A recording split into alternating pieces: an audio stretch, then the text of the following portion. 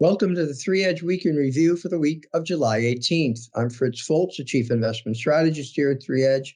And joining me here once again today is Steve Cucchiaro, CEO and Chief Investment Officer here at Three Edge Asset Management.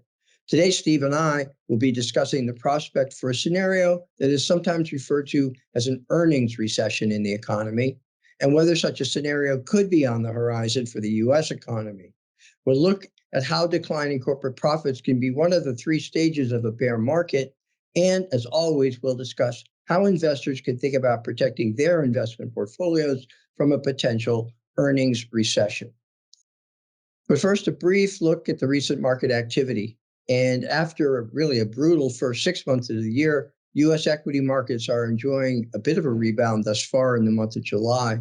Investors seem to be embracing the idea that perhaps the Fed will not need to raise short-term interest rates quite as high as originally feared in order to combat inflation. In addition, reports of corporate profits thus far in the second quarter seem to be holding up okay and a little better than original analyst estimates. And this seems to have bolstered U.S. equity markets so far this month. Investors are also once again focused on the actions of the central banks. The current consensus is that the Fed will raise short-term interest rates by 75 basis points, 0.75%, at next week's FOMC meeting. And this past Thursday, the ECB, the European Central Bank, made news in somewhat of a surprise move when it raised its key interest rate by 50 basis points. The consensus was a 25 basis point increase.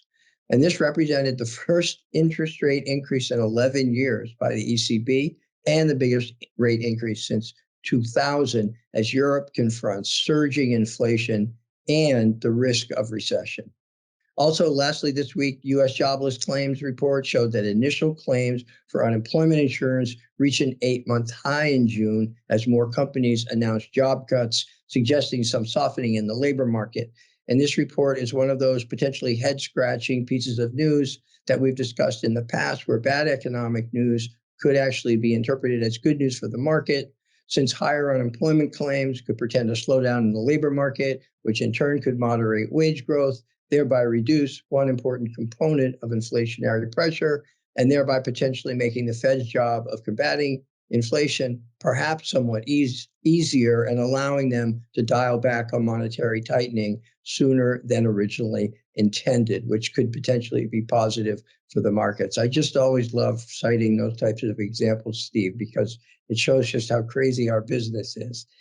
But anyway, that all aside, let's get on with our discussion. Potential for an earnings recession here in the U.S. And to get started, let's definitely do a level set and have you define, if you will, what is an earnings recession? What does an earnings recession look like? And why is it important? Well, Fritz, I'm glad you brought up this topic about earnings recession. There's been so much talk in the media about the economy, and are we going into an economic recession or not?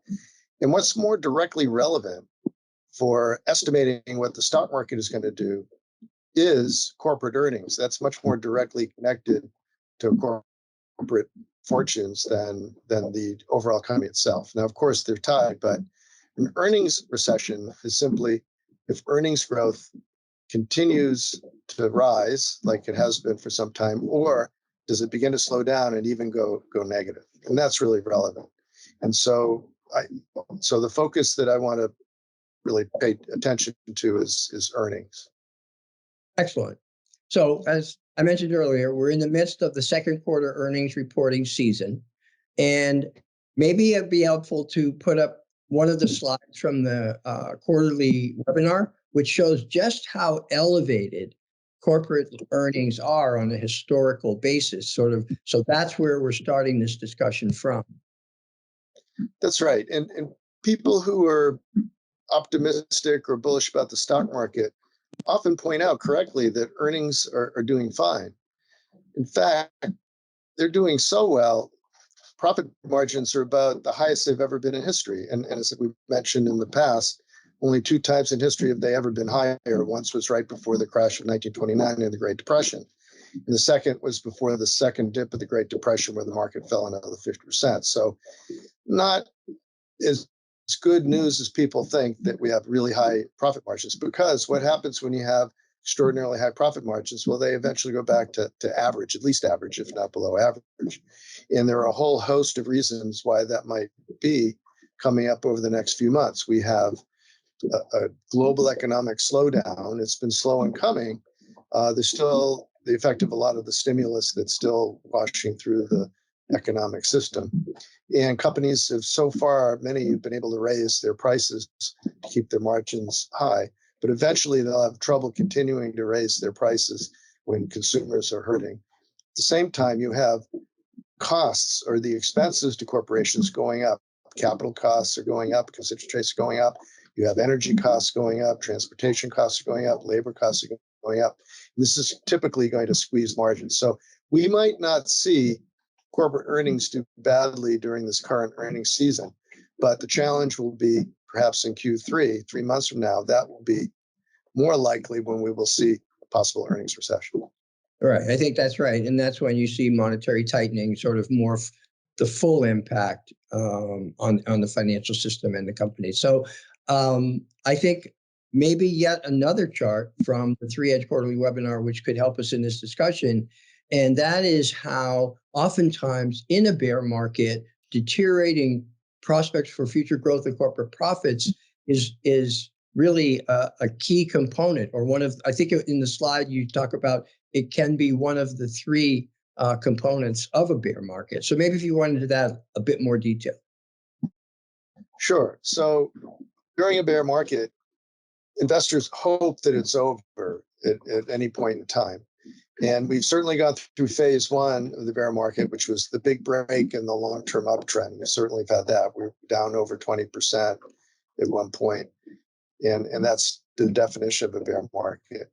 And now it's often typical that people say, well, that's it. We're at the bottom. It's upward from here. And you see a bear market rally like we've been having over the last few days. So that's not uncommon. The second phase of the bear market might still be to come, which is when earnings stop being at record levels, but start to get squeezed. And that might not happen immediately, but might start to unfold as the year unfolds, certainly over the next several months.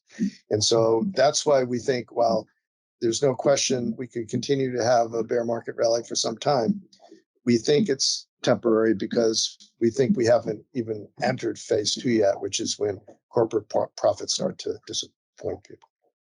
Excellent. All right. So as always, my final question is, based on what we've discussed here today about the possibility of the U.S. economy experiencing an earnings recession, how should investors think about positioning their investment portfolios to hedge themselves from this potential eventuality?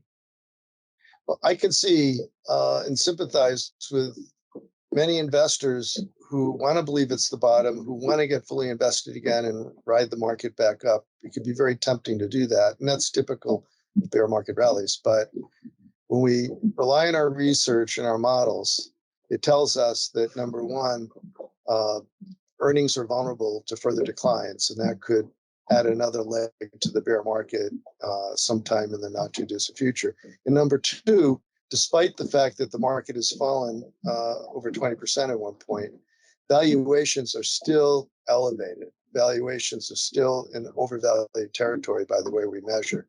And so while there's no guarantee in investing, and while there's some possibility that the market continues to go up from here, the prudent thing to do, in our opinion, is not to be overly tempted by the rally and to stay defensive. We remain at or close to our minimums in the equity allocations across our core strategies. And we have a lot of dry powder, hopefully to take advantage of even better prices somewhere down the road when the market finally hits what we think is fair value. Excellent. Great. Thank you very much, Steve, for your insight on this very important topic. And so we'll see how things play out in the third and the fourth quarter and see how earnings hold up then. So that will do it for Steve and me. You can remember that all our videos are available on our 3Edge YouTube channel. Thanks to everyone who has subscribed to our YouTube channel. And in addition, all our videos and all of our written commentary, always available on our website, and that is at 3edgeam.com. So until next time, on behalf of Steve and everyone here at 3 Edge, thanks for listening.